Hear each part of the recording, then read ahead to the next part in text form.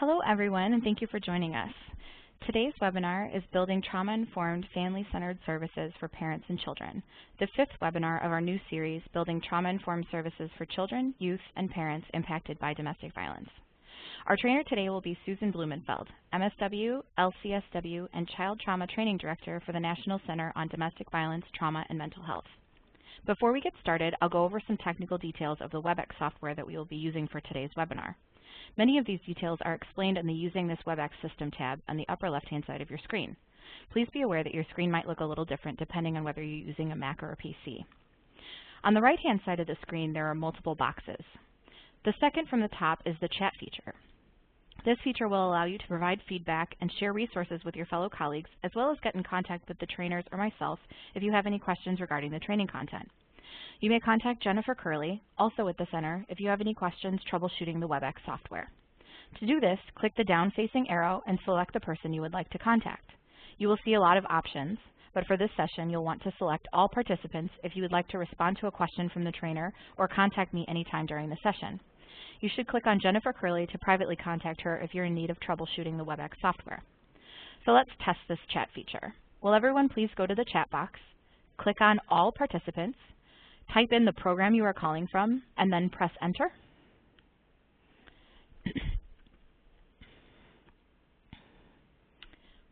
Wonderful. Thank you so much. While folks can get a lot out of the chat feature, there are times like now when it moves really quickly and it can feel distracting. If this is true for you, you can feel free to minimize the chat box by clicking the arrow next to where it says Chat. You can always open it again with the same arrow if you choose. We will be providing live captioning during this webinar.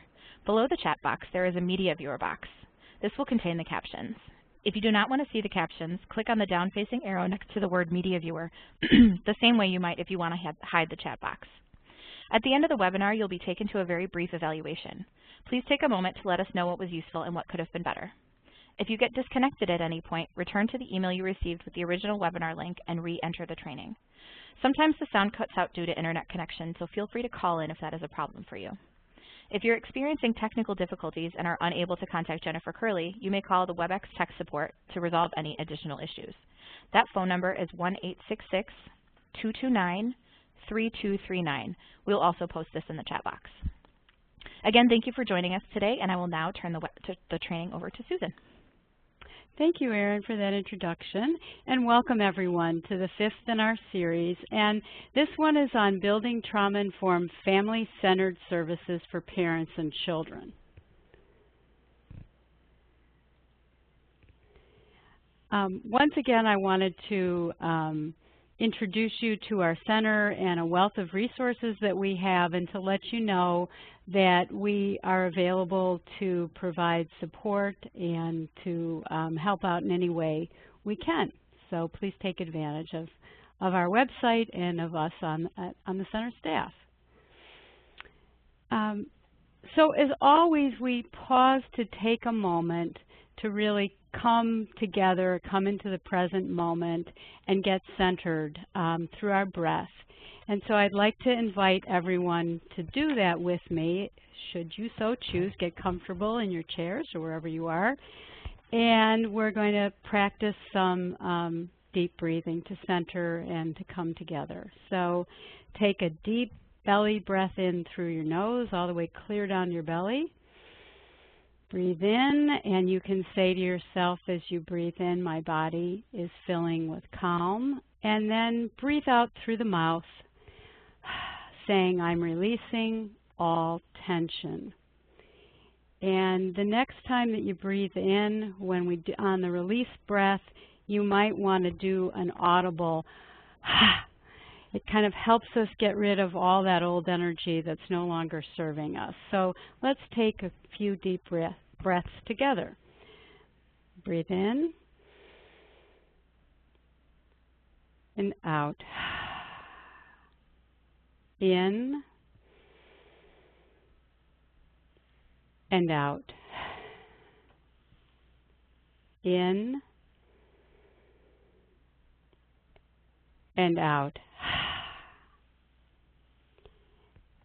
And as always, I wanted to remind you that pay attention to where you're at and be mindful. If you need to doodle, if you need to check out Feel free to do whatever you need to do to have your right distance from the material, and knowing that this will all be archived and you can return to it when you wish. So for today's webinar, there are really a couple pieces to it. The topic is about building trauma-informed family-centered services, and I personally feel that the two really go hand in hand, and other colleagues have said that as their programs became more trauma-informed, they found that they were focusing more on strengthening parent-child bonds, and they just naturally evolved into becoming more family-centered, which is wonderful because there are benefits for everyone. And I feel that the services that we're offering in our domestic violence programs across the country are so critically important, and at the same time we're so under-resourced. That's sort of an old story. And in the 10 years that I've been doing the training and consultation with folks where our center is located in the Chicago area and across the country, I keep hearing about how separate, though, our services are.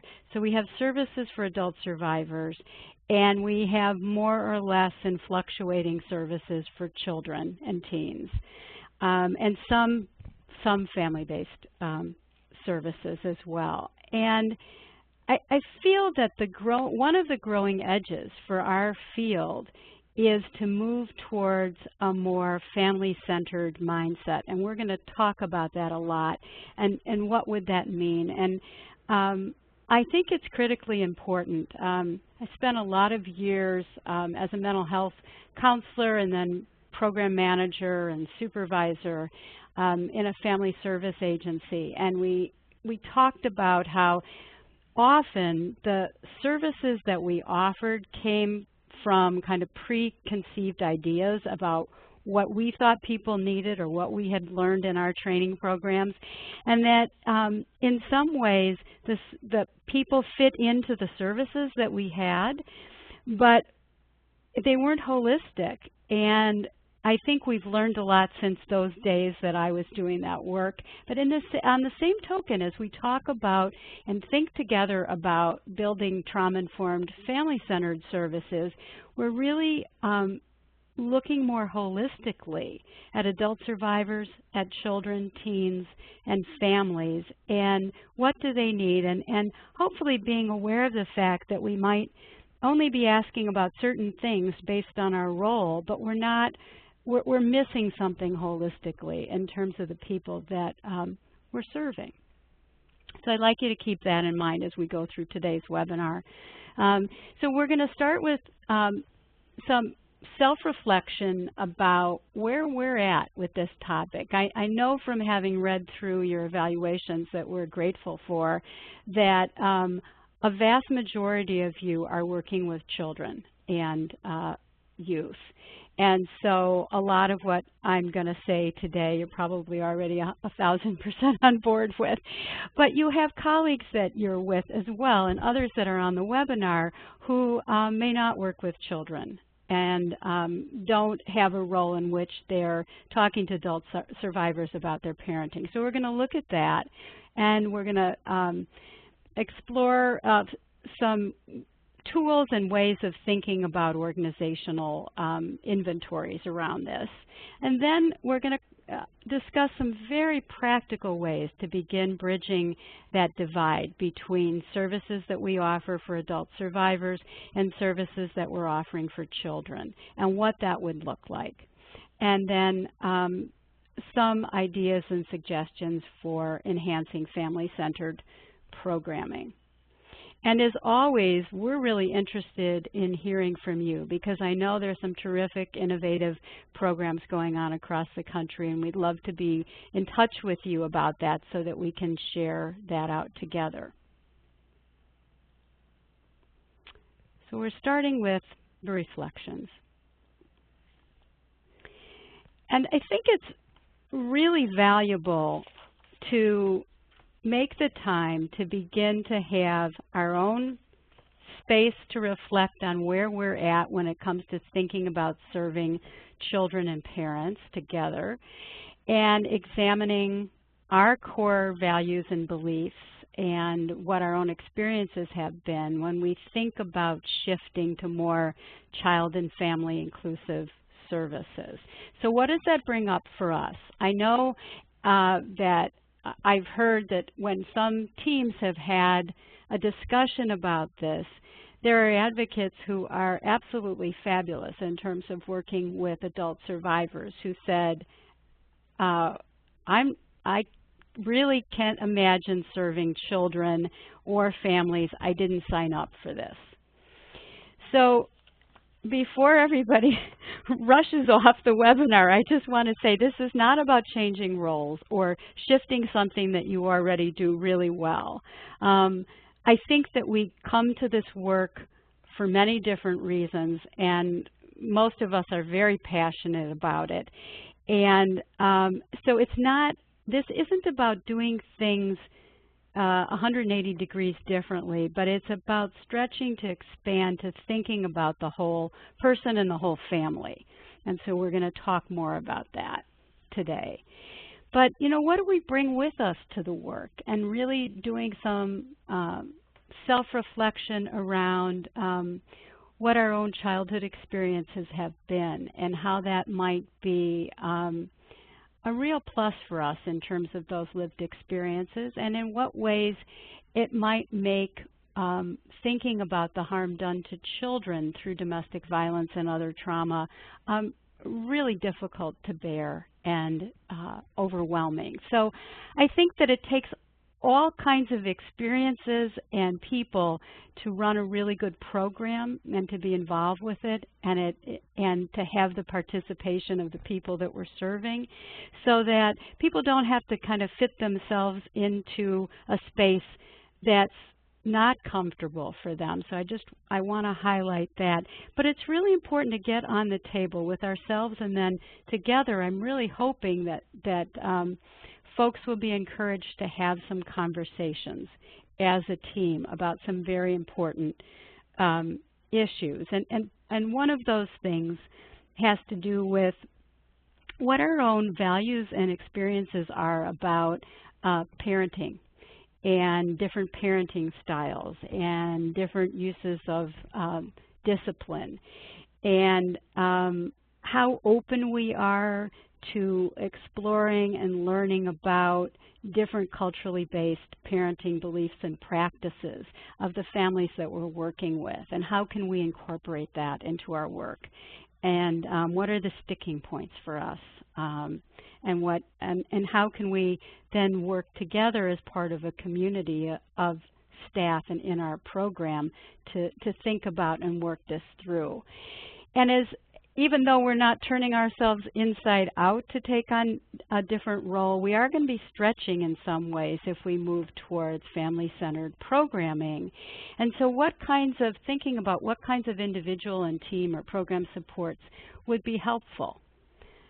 And we'll revisit that a little bit as we go on in the webinar today. I think one of the things that has come up in the consultations and the work that I've done is really thinking about what our own value-based experiences are around child abuse and our role as mandated reporters if we are within our state. And thinking historically about how children were removed from their mothers by the child welfare system because of quote-unquote failure to protect, and how the victimized partner was blamed for the abusive partner's actions, and how some of her or his protective actions were misinterpreted by the broader system. So there's some sensitivities that are there, and we're going to talk a little bit about some of the best practice parameters around that. But what's our role then in terms of advocating with the child welfare system, and being able to educate about what domestic violence experiences may be like for families. And we're going to explore that issue in more depth when we get to one of our later webinars where we're looking at partnerships with other child and family serving systems. So we will come back to that. I know that in the past there have been questions that have touched on that interface with the child welfare system, and that's something that will be really important. But again, I want to encourage people to, and you'll see the tools at the end that will give you some starting points of questions to do some self-guided exploration and to have team-based conversations.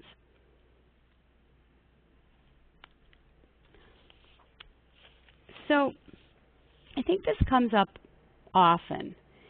If I'm doing survivor-defined advocacy and I'm joining in a collaborative relationship with an adult survivor and I'm empathic, can I do that and provide support to that survivor who's parenting? And what are the boundaries of that, and how would I do that? And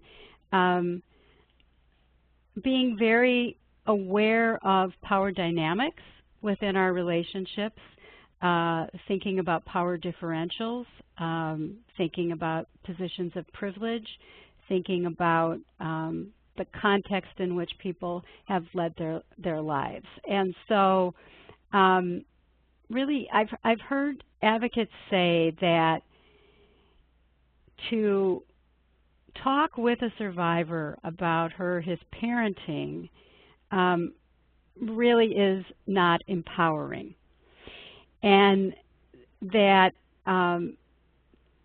there's a hesitancy to follow up on certain resources that have been given because maybe that would be stepping on toes. So for example, an advocate's arranged for referrals to transitional housing for a family, and her supervisor asks, how's that going? Is did the parent get the housing for herself and her family? And the advocate said, well, I can't really ask about that because that would be intruding. So I want us to think about how we're approaching this, because I think there's a difference between being respectful of somebody's autonomy and offering support in a respectful, collaborative way. There's a real distinction there. Now, I think some of the hesitancy about moving, if my role has been, and I'm really good at providing adult survivor-based services, I think some of the cautiousness comes from an uncertainty about how would I best support survivors in their parenting. And so it comes from a place of concern and sometimes some worry about, we don't want to judge or say something that might be damaging to a parent's sense of self-esteem and competence. And we certainly don't want to repeat what she or he has experienced with an abusive partner. So let's try to keep that and hold that in mind as we think about what that means to engage with survivors who are parenting. This next slide really invites us to think about when we're doing this work. So as a children's advocate or an adult advocate, who are we most strongly identified with? And there can be many reasons of who we're identified with when, what gets touched with us. Some of it has to do with our role. Some of it has to do with our training, what our own experiences may have been, and whether or not we have safety concerns for the adult and safety concerns for the children.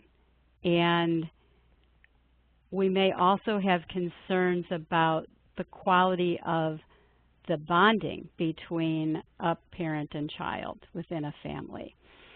And so I think that doing family-centered work adds a layer of complexity that may not be there when we have more prescribed roles within our programs. And so I wanted to really acknowledge that and say that there are ways to get support around expanding the work that we do. I was doing some consultation with an agency in the Chicago area that had both a shelter program and center-based services. And in their shelter program, they did not have any staff who were defined as providing children's advocacy services.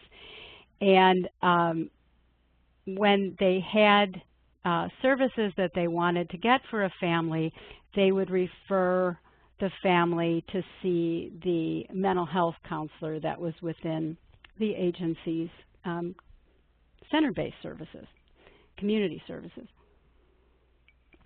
And over time, as we started to talk about some of the mothers and children that were at the shelter, and we really had a chance together to think about what kinds of ways in which they could respond and what they could do, that we saw a really lovely shift take place. So an advocate who had said to us initially, I don't know anything about responding to children, and I'm not really that comfortable playing with them or do anything with them.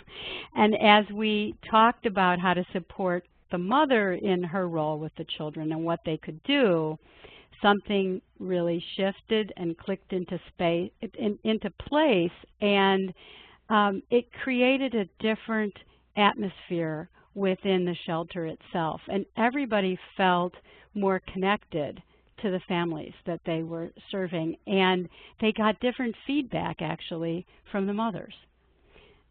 So it can really make a difference.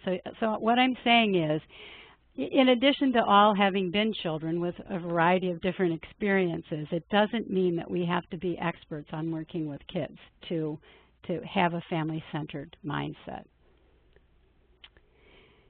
So the other piece here is really, we can't do this in isolation. So we can have our self-reflections and our team conversations if we have the interest in doing that.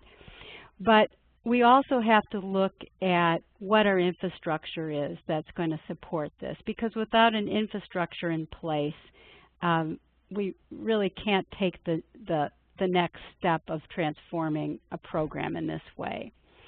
So really taking a careful look at where programs are at, and thinking through the policies and practices that we have and whether or not they are truly inclusive of children, teens, and families, and if they're not, thinking about how we might go about changing that and what that would require of us.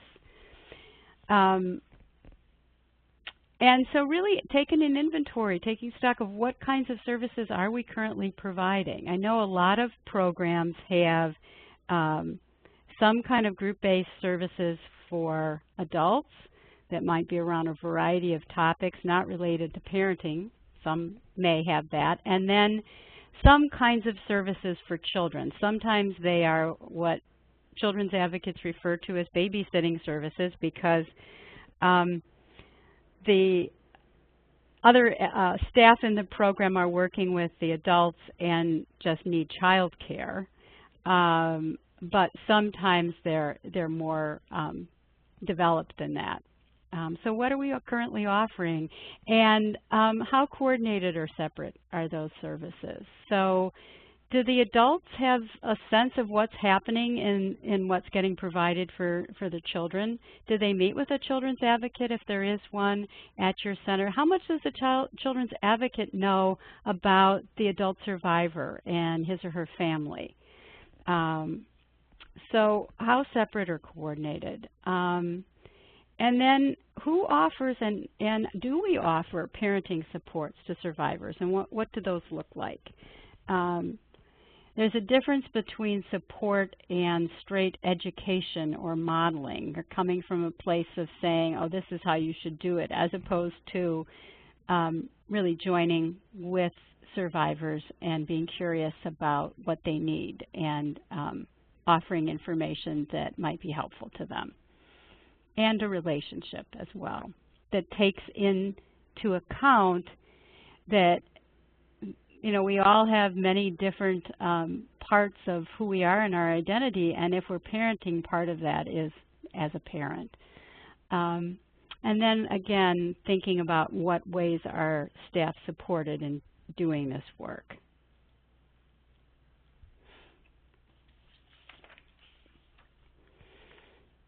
So when I think about trauma-informed and family-centered services and having those lenses, it's about acknowledging how domestic violence and other traumatic experiences impact children of all ages, survivors, and parenting. And as we've talked about in prior webinars, the relationship between children and survivors, a protective parent or caregiver.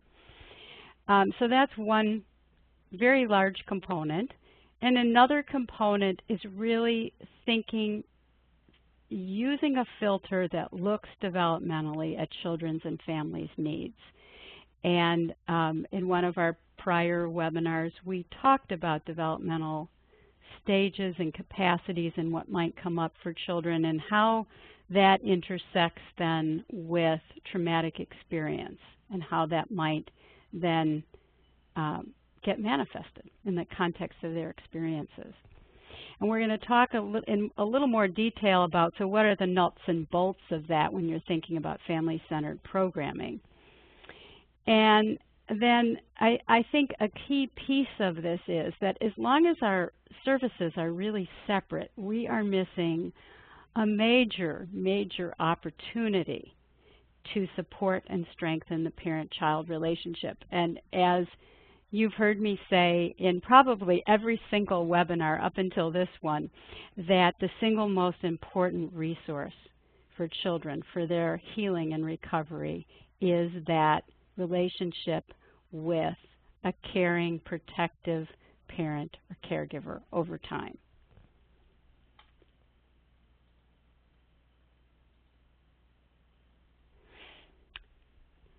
So this begins with a shift in our thinking, and anytime we contemplate doing anything differently, it's helpful to just think about what that might look like. Maybe open the door just a little bit in your mind, and not put pressure on yourself or your program or your organization right now to think about what might be involved in the change, but just to begin to contemplate what that might look like.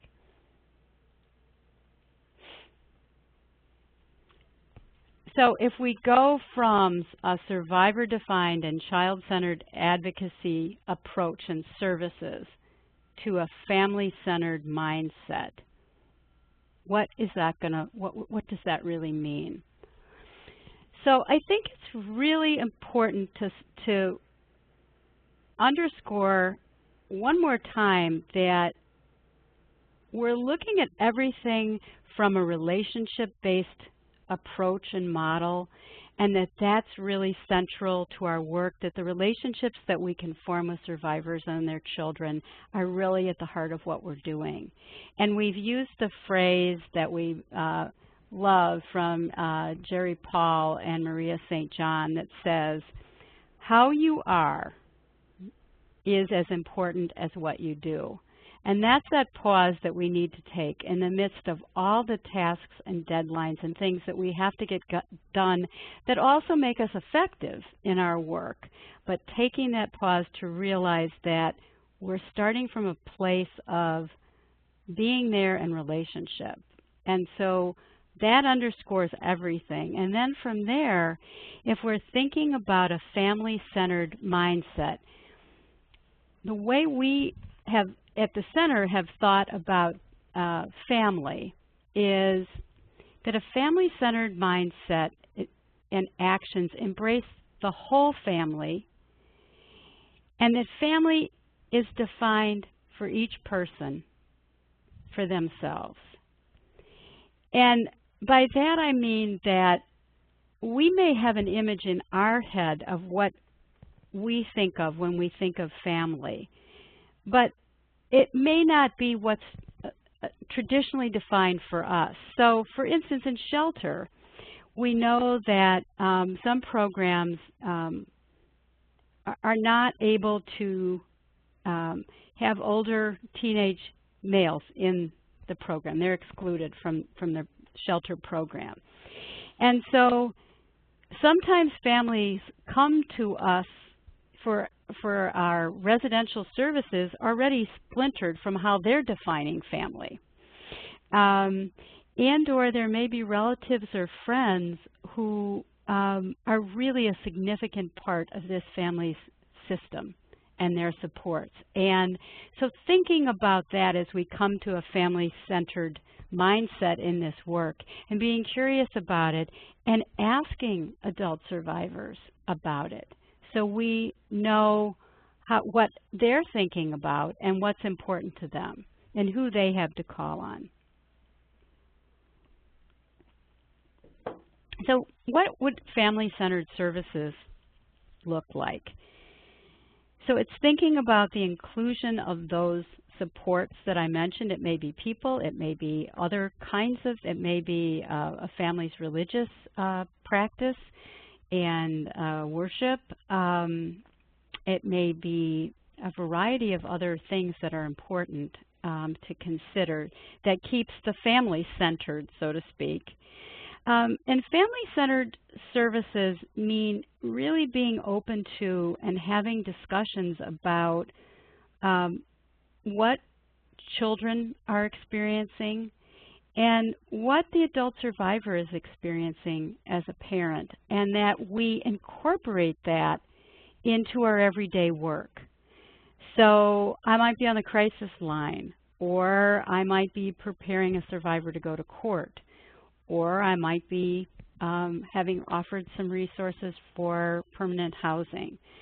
So as we're carrying out those functions, to think about it in terms of what's the impact going to be on the children, on the family itself, on the parent, and how can we help support the adult survivor who's parenting to think about what this is going to mean, and to maybe sit with us and think about how to talk to her child or children about what's coming up and what that will mean. So that's what we mean by family-centered. So it doesn't mean that we have to have extra dollars to do that. We can really use what we already have that's not enough, but that is there. So it doesn't mean we have to expand our services to do this. It just means opening up our mindset and getting the supports that we need in order to offer this to families. And then the third component is that really does mean advocating for and working towards expanding services and programming in a way that we don't start to get into competition around scarcity of resources, but really think about how is this going to improve the lives and well-being of the adults that we're serving and their children if they're parenting. So some examples of expanding services and programmings might be that the agency program offers a weekly open parenting support group. I know some centers do this, but it's not necessarily part of their shelter-based services.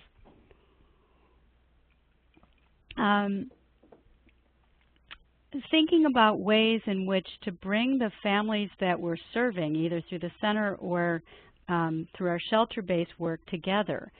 The work that I've seen where families have come together to talk about what they've experienced has been incredibly helpful because it breaks down the isolation that parents have felt and kids have felt. It's like, oh, I'm not alone. This happens to other people. It really brings things out into the open in a way that really diminishes a sense of isolation and shame and blame. And so it's tremendously restorative. So that would be a way in which we could consider expanding services and programming. And then having family-based activities that's not just run by a volunteer or the lone children's advocate, but that is something that folks with different roles within the organization partner together to do. And then another piece would be thinking about family safety planning. So that's another idea. And then a range of other services that might be offered within the program.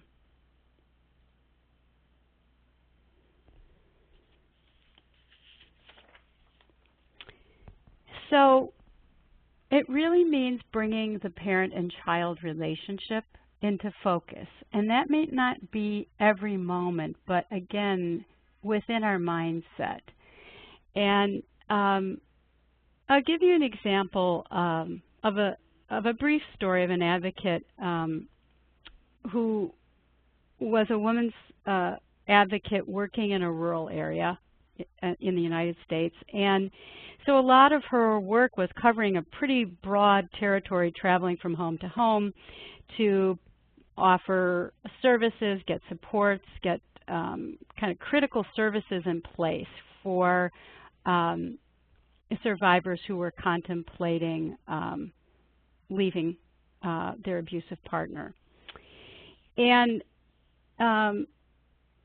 when she first started doing this work, she'd go knock on the door, come in, and she really was very open about saying that she felt like often the kids were getting underfoot, and it was making it more difficult for her to complete her tasks and be effective. And, you know, she was just praying that the 2-year-old would be taking a nap when she came to visit and talk to the parent about what they needed to do next or to check in with her, etc.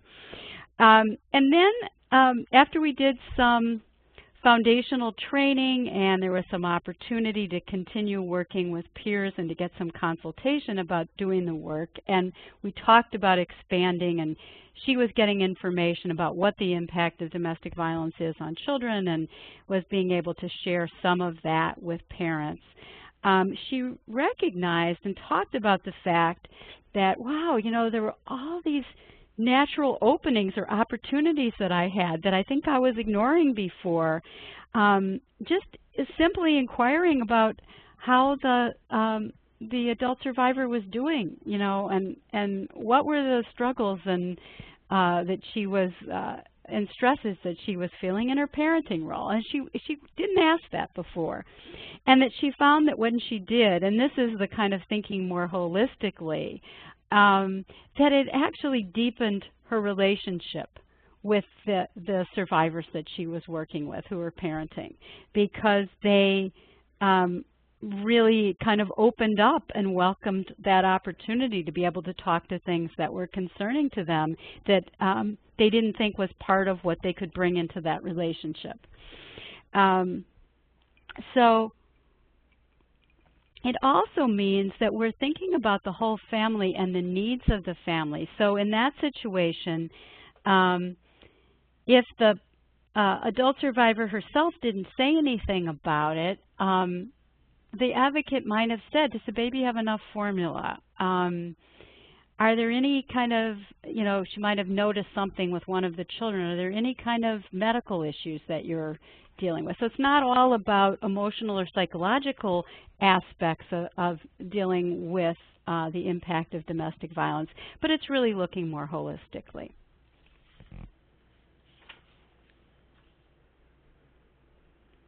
So what if all advocates embraced a family-centered approach? And my colleague Ann Brixen, who in August left the End Domestic Violence, End Domestic Abuse Wisconsin. Oh, I knew I'd screw that up. That's their new name. It's for the state coalition. Ann has done such amazing work with colleagues from the coalition and around Wisconsin. And one of her phrases is, how can I use this task to better support parent-child relationships? And so that's what we've been talking about, right? So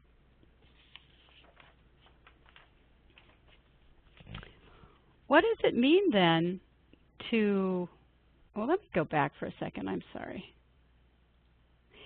So I think I touched on this earlier, but I'm going to just say again. So it's on a crisis call. We're going to talk a little more about that process when families are entering services. It's, again, keeping the parent and child in our mindset and asking questions and thinking about ways in which we can support them as we're doing other tasks. Okay. So a part of this then is redefining ownership for who responds and how we respond to child and family related matters. And I've learned so much from the children's advocates that I have met and worked with in the Chicago area and across the country, and have heard about what some of their struggles are. So just give you one of my favorite examples. So it's a shelter-based setting, and a young child finds a permanent marker and scribbles on the wall in the bedroom. These things happen, right? We know that.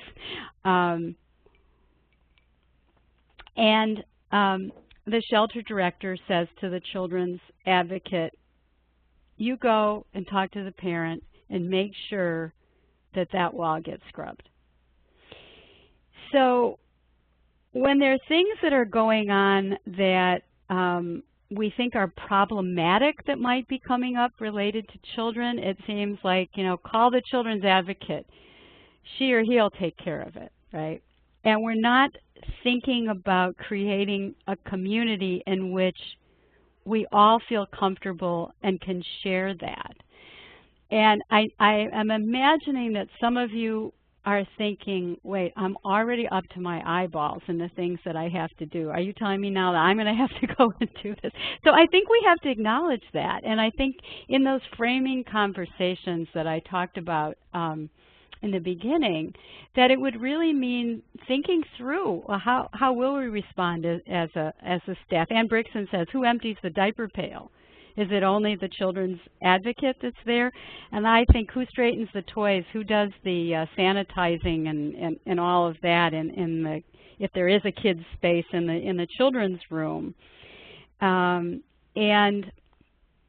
so I think knowing how stretched and under-resourced we can be, it's thinking about what would that mean to take more communal ownership, and how can we share in this. And I think one of the benefits that's not immediately kind of visible is if in fact those roles are a little more fluid and shared, that we actually get to see capacities in the adult survivors who are parenting as they're interacting with their children, and or in the children themselves, that if we're very kind of blinder focused on what our role is, we miss, and we don't see some of the richness and resilience and resources of the families that we're actually working with. So that's the flip side of that. And it may be that the advocate who's got a direct role with that particular mother who is in the shelter, who's got the most contact with her and a really good relationship, would be a better person to talk with her about what happened. And, you know, oh, there was an accident with scribbling on the wall. Has that ever happened at home? What's gone on? Can I help you with it? As opposed to, this is this bad kid that marked up the wall, and now we're going to call the children's advocate to take care of it. Okay. So I invite you to think about this and think about how you're currently offering services. All right, so now we're going to talk a little bit about what are some practical strategies. Again, it really begins with our own reflection and commitment to first thinking about opening that door a little bit, but when we move to that point, what kinds of things, what would it look like, what could we do that might be different? So I've talked about some of these examples before, but for instance, during a crisis call, we might ask the woman or man who calls in, do you have children? How are they doing? Do you have some concerns? What have those stressors been for you? In other words, offering support in that way, and all it means is being curious and asking a few questions and being there to support in a way that might be different than what we're currently doing. We're going to talk some more in a minute about intake. And I think the last dot point about support with explaining court-related processes, I think this comes up over and over again because, first of all, as we know, the court-related processes can be long, confusing for adults, and confusing for children too. And so parents have really appreciated when they get support from an advocate that can talk to them about. So if you thought about how you're going to talk to your 4-year-old about this visit, let's say it was a supervised visitation arrangement, and are there some ways we can think about that together of how to talk about it, how to practice around it, how to think about what that 4-year-old might be concerned about. And I know we talked in some prior webinars about what is it that the protective parent can offer this 4-year-old. Maybe it's the parent has a rock or something that is important to the child, or some little something from home, or a key or something that they can hold during the supervised visitation that will remind them of the protective parent and help them feel a little calmer. What does custody mean? Being able to explain those kinds of things. When there has been not only domestic violence, but children have also experienced other forms of traumatic experience, such as child abuse by the abusive partner, and there's a custody arrangement that's getting put in place that means that the child will be having unsupervised visits. Finding ways together to talk about that and to figure out how to help the child within that very difficult circumstance have some supports. So if our focus is only on helping the adult survivor through the court process itself, which in and of itself is hugely supportive and helpful, but we're not thinking about her or his role as a parent in all of this, then we miss an opportunity to provide support. And ultimately, I think it's beneficial to the work that we're doing, because if the parent then can kind of take a deep breath and feel like they've got some ways to anticipate and think and support their child, then they're going to be less stressed, too, about what's going on.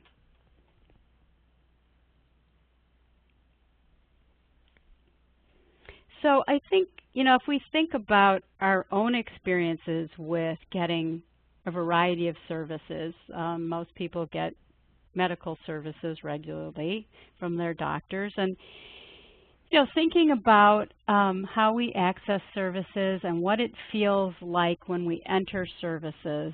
And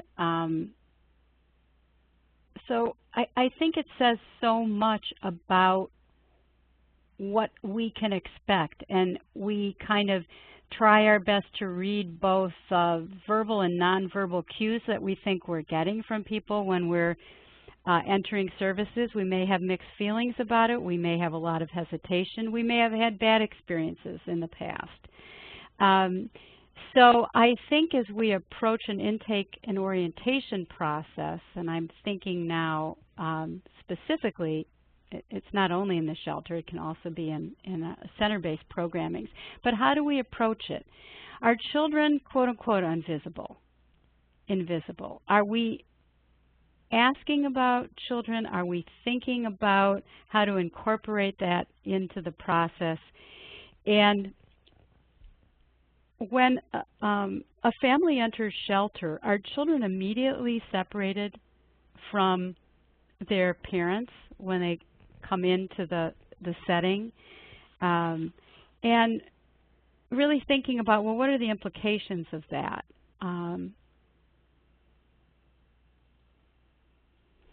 So here's what I think from what we've learned from others and in our work are some best practice considerations for intake. And again, of course, every situation is going to be a little different, and as people come for our services, there will be different ages and capacities and all kinds of things. But I think it's important that at least for some part of the orientation to shelter or to our center-based services, to have children present with the adult survivor. And so that who we are and what we're going to offer is presented to both together, because then that really also elevates the role of the adult survivor as parents. So we're not taking aside children and talking to them separately, but we're talking together with the part of the family that's before us, right?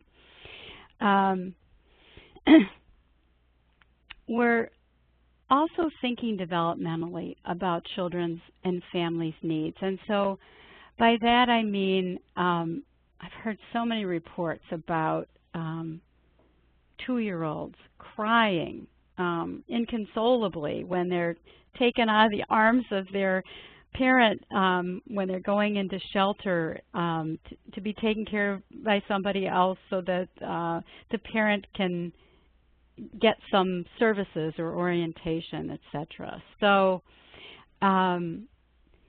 we really have to think about what are the needs of children and what is the, who's the family before us. Certainly there may be situations where you've got older siblings who are there who are comforting to the younger ones and who do have a role, but we're really trying to think about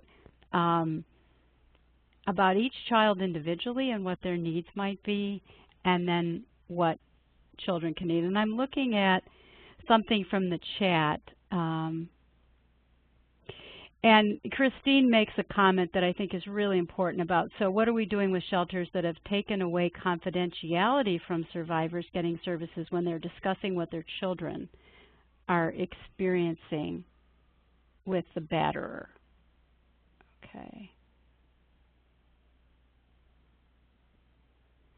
I have to think about that a little bit. I thought you were asking something else. So getting services, maybe you can clarify that for us, Christine, a little more in terms of what you mean by that, and we'll get back to that, okay?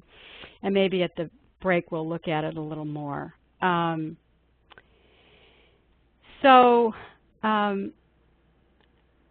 think what I thought I was hearing in that question, but perhaps not, is that clearly there are going to be some parts of the services that we're offering adult survivors that are separate from their children and that should remain confidential. And we clearly don't want adult survivors talking about experiences in a graphic way that may then kind of re-evoke the experiences in front of their children. So clearly we have to look at kind of safe spaces and places to do things, but I'm talking about sort of the immediate orientation and beginning an intake, and not discussing adult-related, which precludes discussing adult-related issues in the presence of children. So I may have read that incorrectly, but we'll get back to it.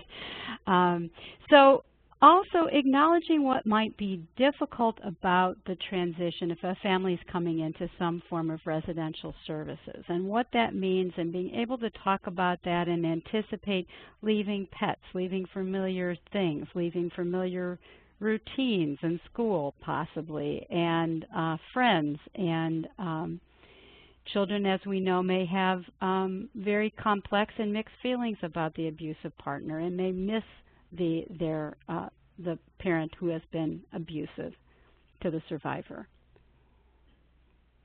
When we're thinking about residential settings, also thinking about what the strains may be and talking about that up front, and living in a communal living situation where there are no locks on the doors, where children may be crying and screaming and running through the halls. If people had prior experiences in their lives where they were, for instance, in a group home when they were growing up as a young teenager, and now they're in a shelter, what kinds of echoes that might have. So things like that that we can anticipate and talk about, that also takes in the needs of families and children. Okay. So I think this is all by way of saying that finding out what supports might be helpful for adult survivors and their children is something that we can ask about up front.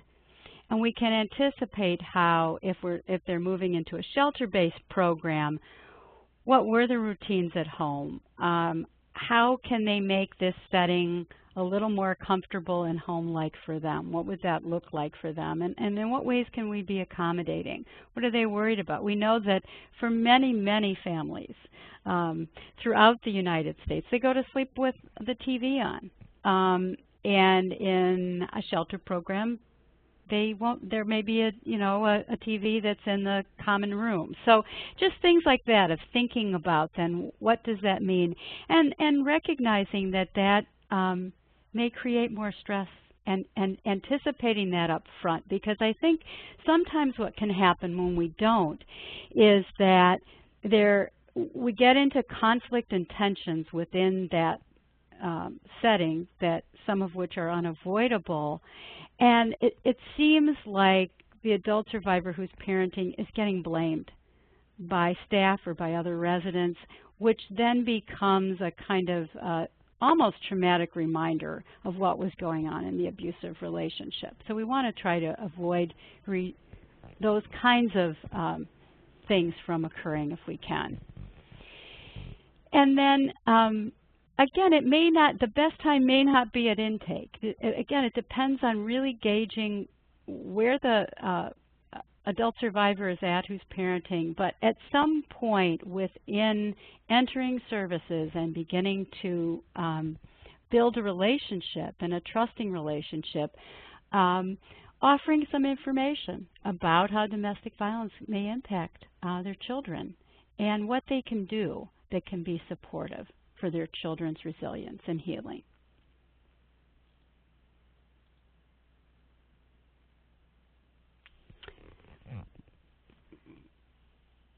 So again, an aspect that we would look at, and one of the pieces that's in a tool that our center has worked on, is looking at how do we create welcoming environments for folks who come for services, either in a center or in a residential-based setting. But if we're thinking now about family-inclusive environments, have we thought through the fact that we may be serving families with children's ranging in age from babies to teenagers? And what does our space look like, and how does that accommodate that?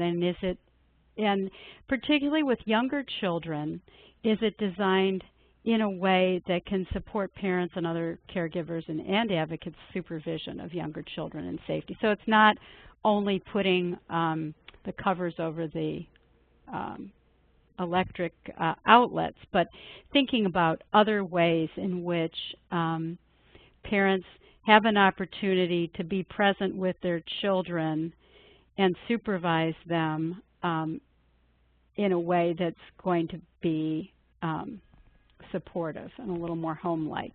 And then do families see themselves reflected in the setting? And so that can be everything from what we have on the walls, what kinds of foods are available, what who is present within the setting itself, staff, other residents,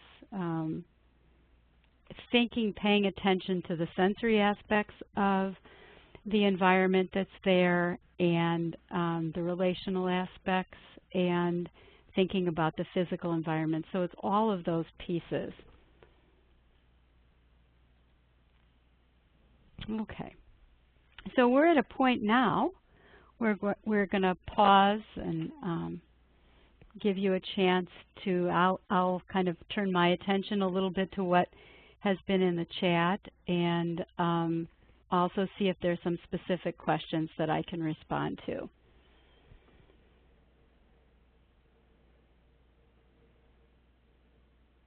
Okay.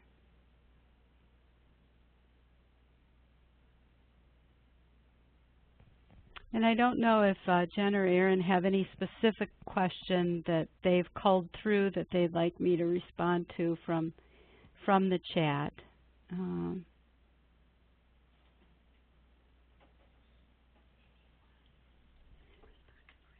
Chris, okay, great. Erin, yes, so Chris, yes, okay, yes. So I think I'm understanding, and I think that Rachel also said, how do we include the children in orientation without re-traumatizing them, given the graphic nature of some intake, also understanding that they have already seen things. So I think it's a combination that we want to create enough sensitivity and space that we're actually doing an orientation to that's transparent to this is how, you know, let's walk around. This is the space if it's a shelter-based program. Here's where you're going to be staying. Do you have any questions about that? And then talking about what some of the routines are and where the food is and how meals are getting prepared, and asking asking everybody in the family, well, are there some things that they want to know about in particular? So again, it's a more general orientation that's inclusive. I think that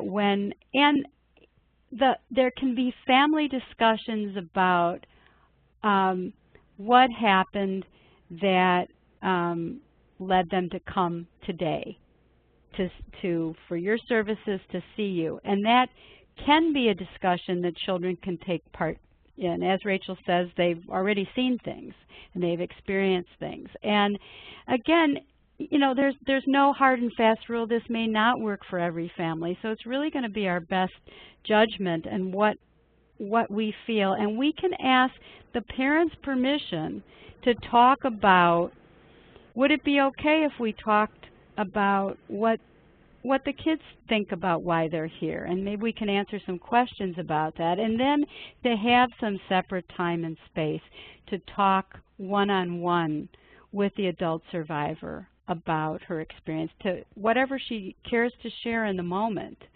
But I totally agree, and I think I did respond to that previously, that we don't want to create a situation that will be re-traumatizing. So now I'm going to look at Christine's clarification.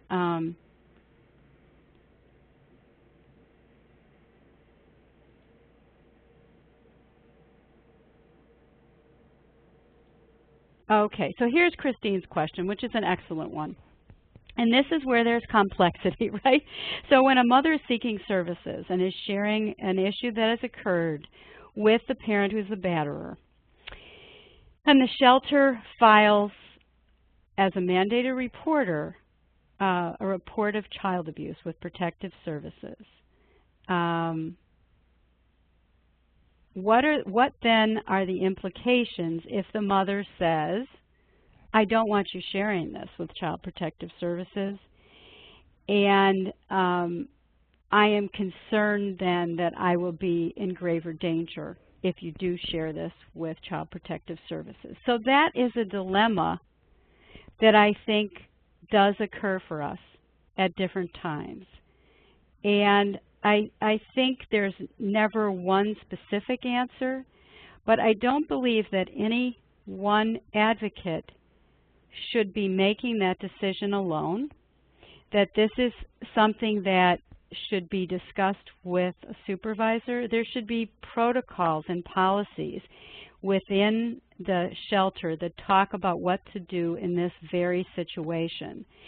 And at the same time, to really hear fully before filing the report about what this particular survivor's concerns are about breaking anonymity. Does it have to do with prior experiences that she's had with Child Protective Services? And really getting a fuller picture and understanding that and being very upfront with, and this is part of the transparency around confidentiality, being upfront in the beginning before some of this information is shared by saying, here are our policies, here are the parameters. If you tell me about X, Y, and Z, I'm a mandated reporter, and I will need to report this.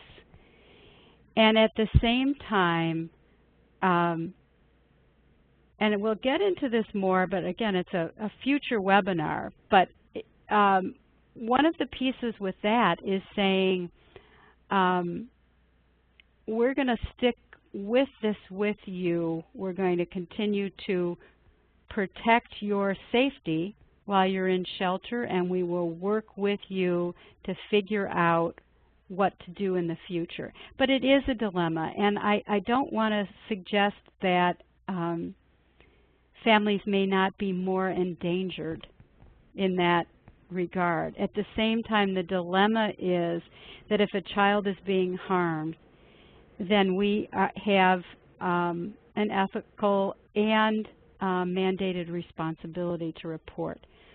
So, Christine, I'm guessing that you have encountered this and worked with it, and I hope that at least that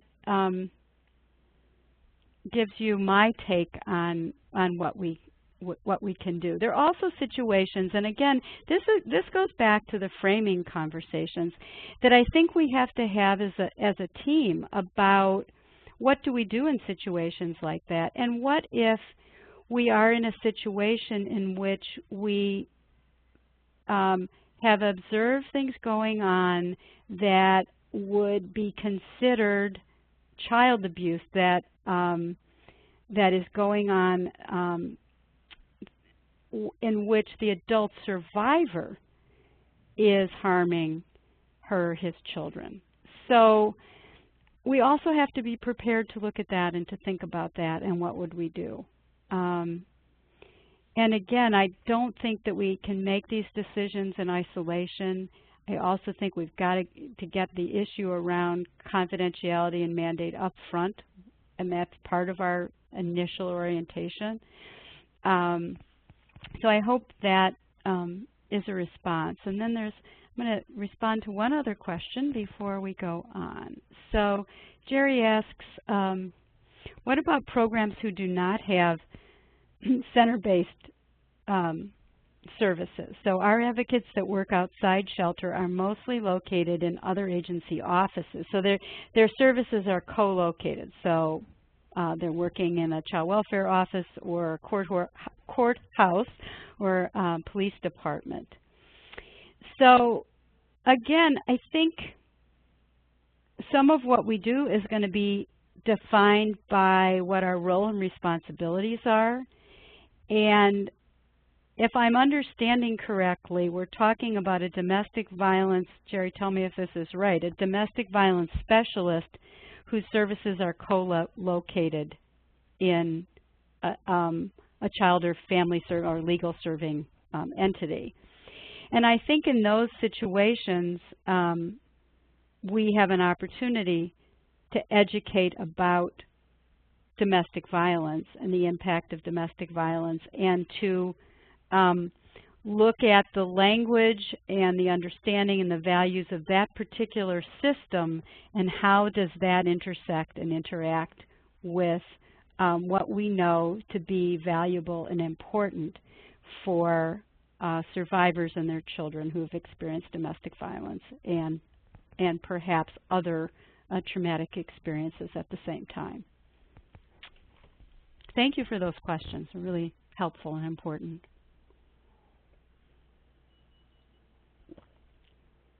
Okay.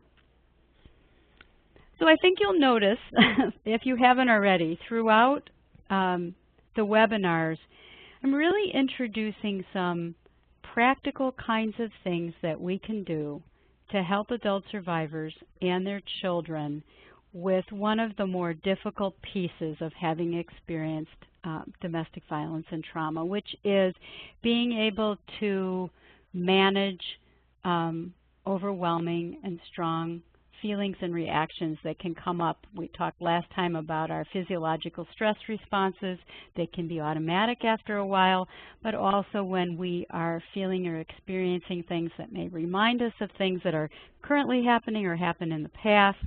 And what can we do to calm ourselves, to kind of get rebalanced in the moment? So I'm taking a piece from a wonderful little book that was put together by Thich Nhat Hanh, whom many of you, I'm sure, are familiar with. He's a Buddhist monk who's done a lot of amazing work.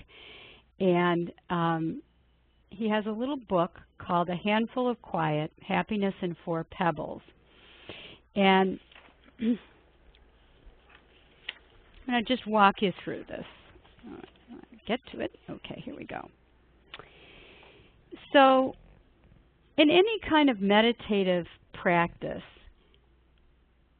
we return to our breathing, and that's part of why we get centered and start with a breathing exercise in these webinars. And I hope that you all are incorporating this into your daily work for yourself and for the families that you're working with. So we return to our breathing, to our bodies, and meditation can also help us connect to the larger world around us.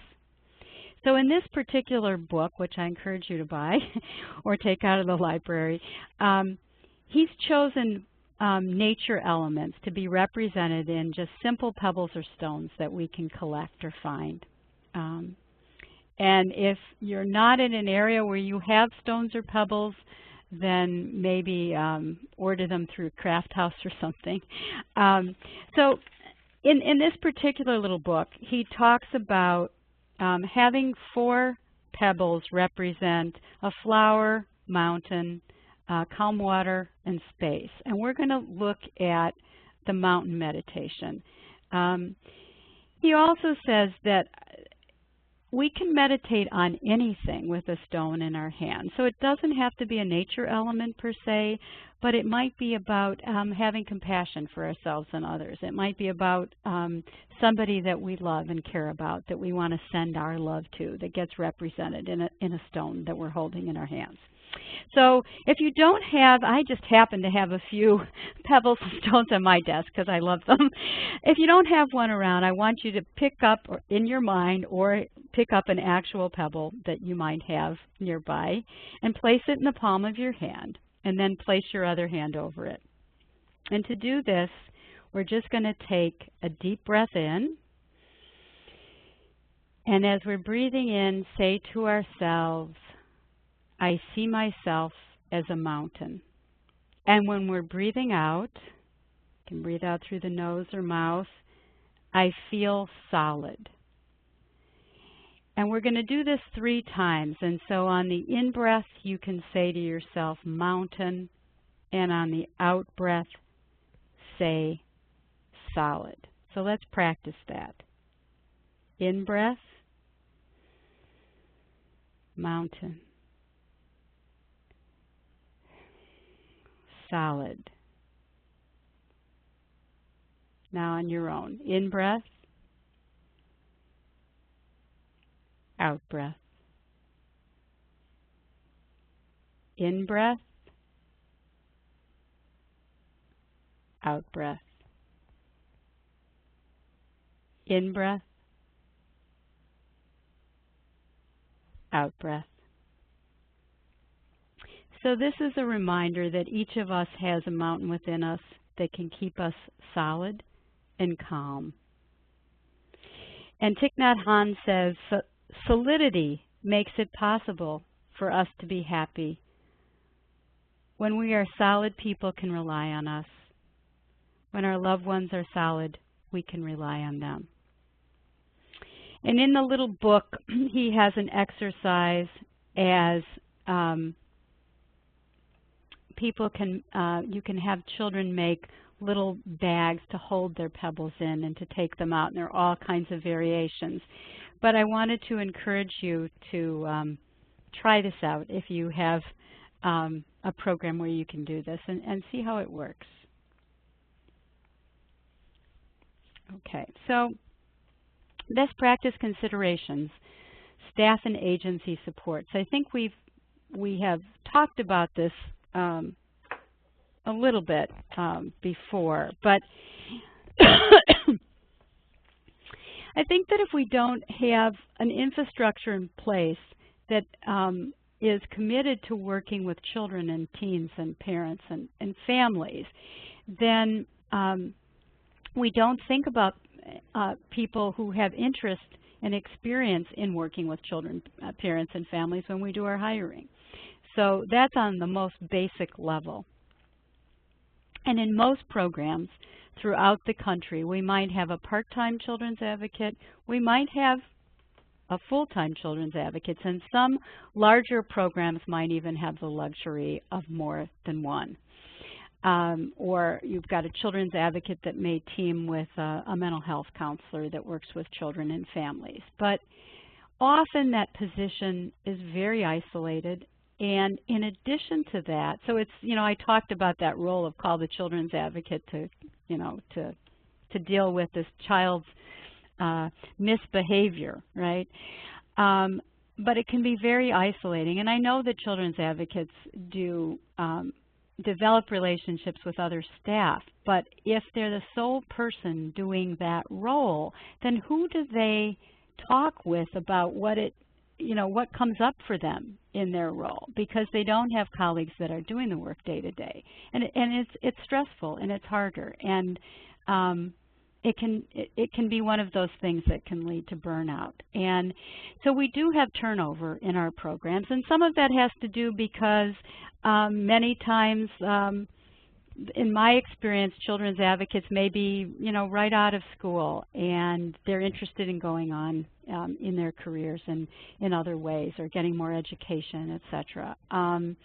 So we may have a turnover, but often there's no institutional memory about what we're doing for children and families that the next person can pick up and run with.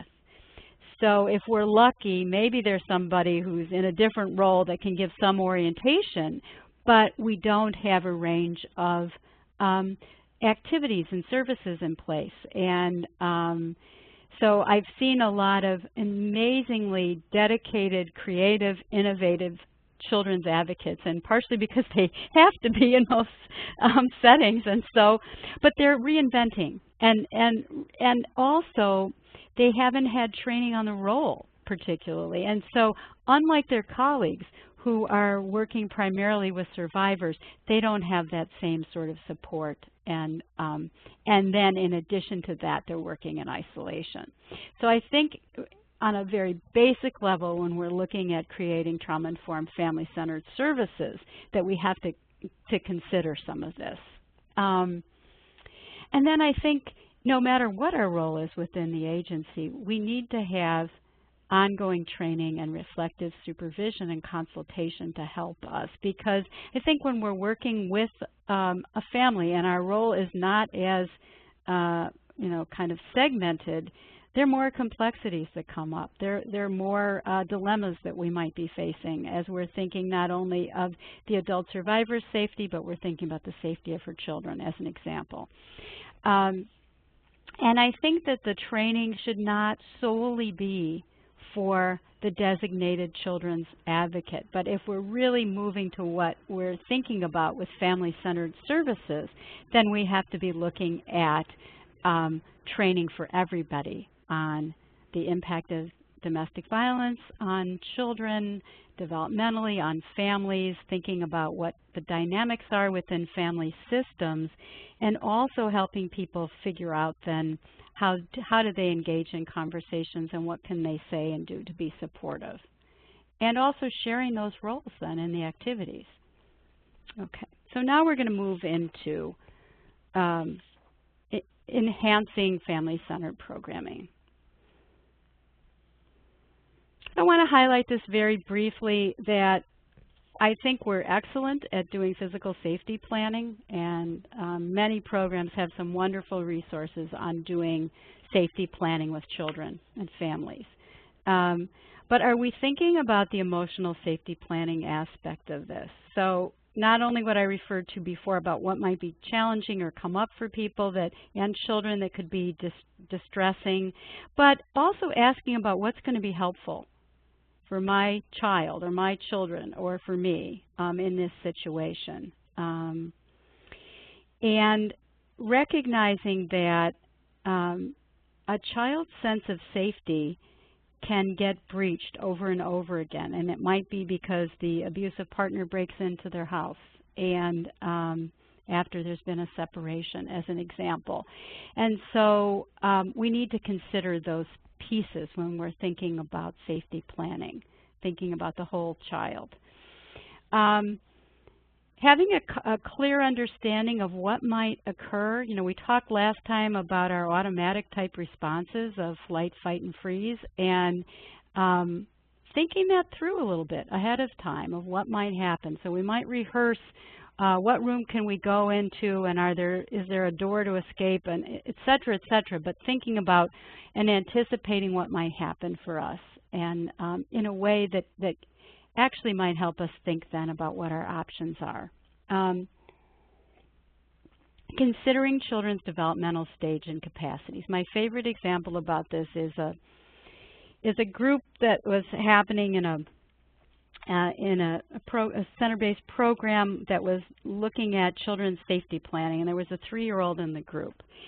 And as the advocate was talking about 911 and different safety kinds of planning pieces, the 3-year-old was getting more and more agitated and started clearly re-experiencing a very traumatic incident that had happened for him. And he couldn't stop talking about it within the group. And so that kind of discussion with a child that age was not helpful and not developmentally appropriate. And actually the advocate, unfortunately, was the only person running the group at that point. And so she had to try to take him aside and calm him down. And we later kind of talked about that whole situation and what would really be helpful. And we're going to do a little more on group-based planning too. So, and I think again, when we look at child and family safety planning, when and how much of the survivor parents plan gets shared, because there can be mismatches in whom the parents feel are safe people and places and what children's perceptions might be. So when we think about family-centered activities and services, where I think a kind of key principle and touchstone for us is honoring and supporting family choice and voice.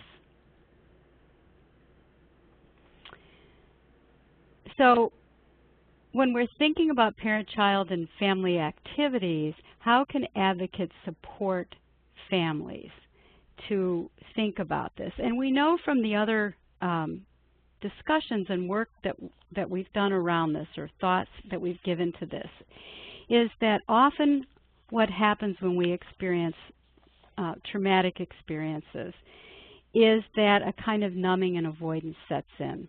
And that's what helps us survive day to day. Some of it's physiologically based, we can shut down. But what happens then as a consequence, when we may get to a space and place where we are safe physically, is that we're so numb that we can't experience joy and laughter and pleasure in our lives. And so we often see, as we're trying to strengthen that bond between parent and child, that the parent may be feeling very numbed out in the moment and there's very little levity.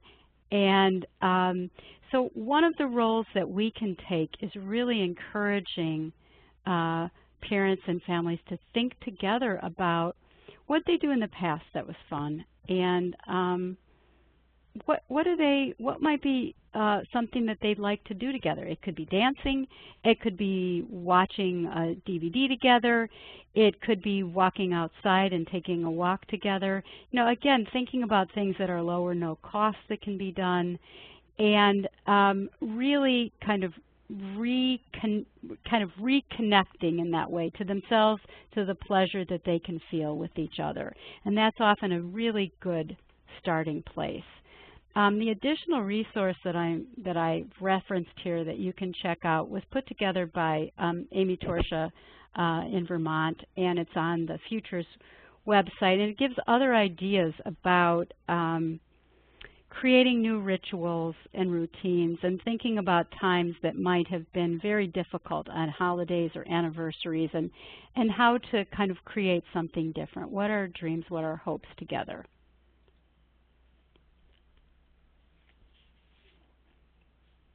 So when we're looking at center-based or shelter-based activities, really thinking through what kinds of supports do we have to do these activities? Are they developmentally sensitive to the group that we're going to be working with? It's definitely going to take more than one advocate to do a family-centered activity, and it might take a lot depending on how large your group is.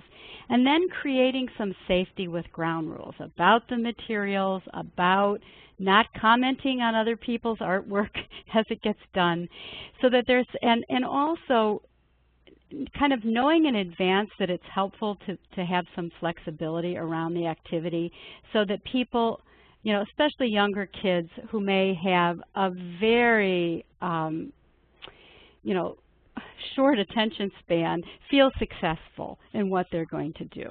Okay. So this is one that I know I've been doing with many groups throughout my career, but making a family shield. Again, it's a nice activity. It doesn't necessarily have to be a shield. There are endless variations, but again, it's something either through stickers or drawings or whatever. You have a conversation together, whoever the family is that's in front of you there. And together, maybe an advocate supports that, maybe the family does that on their own, but then they have something that represents them in a way that makes them feel proud.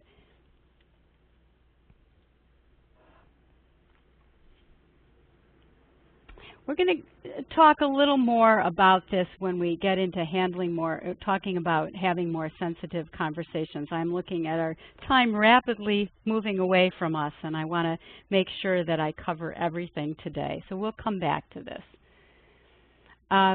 You have a handout, and this is something that a colleague of mine has used very successfully in one of the domestic violence programs in the Chicago area.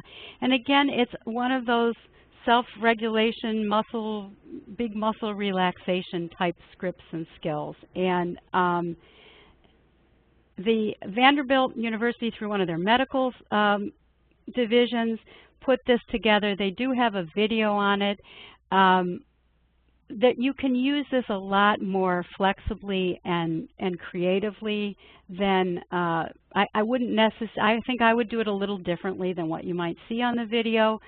But part of how it's been used is you can make memory cards, concentration cards. So you come up with 2 lemons, then the child tries this one. So it's different parts of the body. And this is the handout that you will have access to. But you can see it's got wonderful, great little graphics, and it works on different parts of the body that might be tense, and you hold that for you know, 10 seconds, and then you relax. And so it helps children become more aware of their bodies and what's tense and how to relax. And this is something that parents can do with their children. And it's really a way of helping kids calm down when they're feeling overwhelmed.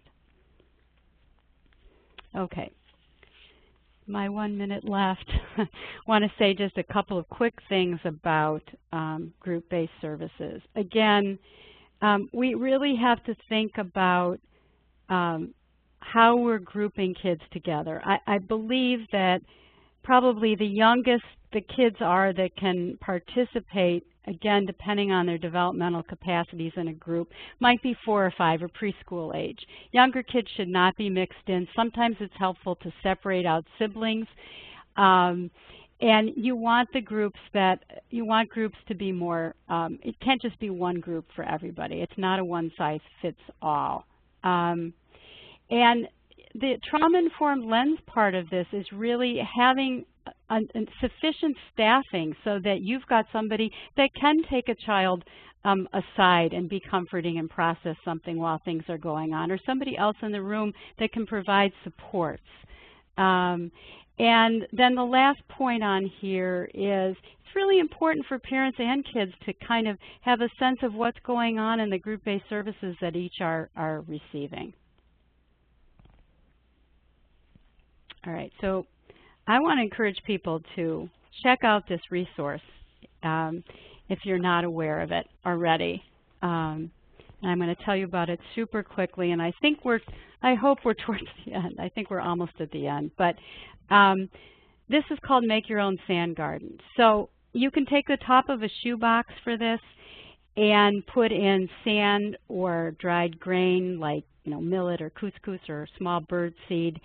And if any of you have seen a Japanese garden, what the idea is, a child can take a branch, or you can have a popsicle stick, and they put in just a few simple things, rocks. It doesn't necessarily have to, there might be a little figure that they have that they want to put in there. But the child's in charge of what goes into the garden and what goes out of the garden.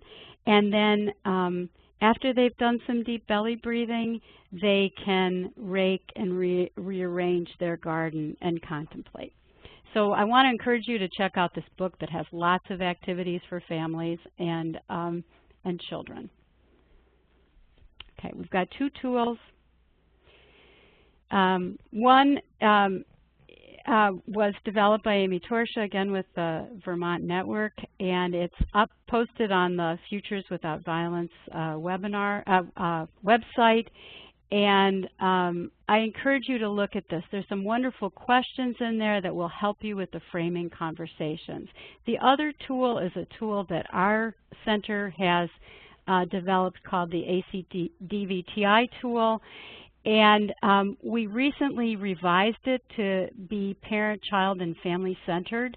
And when Erin sends out the follow-up within a week of this webinar, you will have access to this. It is a draft. That's the one kind of cautionary note I want to put into this. And we will have a kind of final version ready for you. But check it out, because it gives some thoughts and prompts for thinking about what we've been talking about today. Whoops. Okay. All right. I don't know if I can turn, I'm hoping I can turn this over to Erin. Oh. Thanks, everyone. I'd like to thank Susan Blumenfeld for such an exceptional webinar today. Thank you to Caption Colorado for providing today's captioning, and thank you to Jen Curley for making the webinar run smoothly. Last but not least, thank you all for spending your time with the center. Within the next week, I will send you all a follow-up email with a link to the recording of today's webinar in addition to the slides and handouts Susan referenced, all of which will be available on our website. You will also receive a certificate of attendance for your time today. At the end of the evaluation, or at the end of the webinar, you'll be taken to a very brief evaluation. Please take a moment to let us know what worked and what could have been better, and we would greatly appreciate it. Thanks again, and we hope you all have a great afternoon.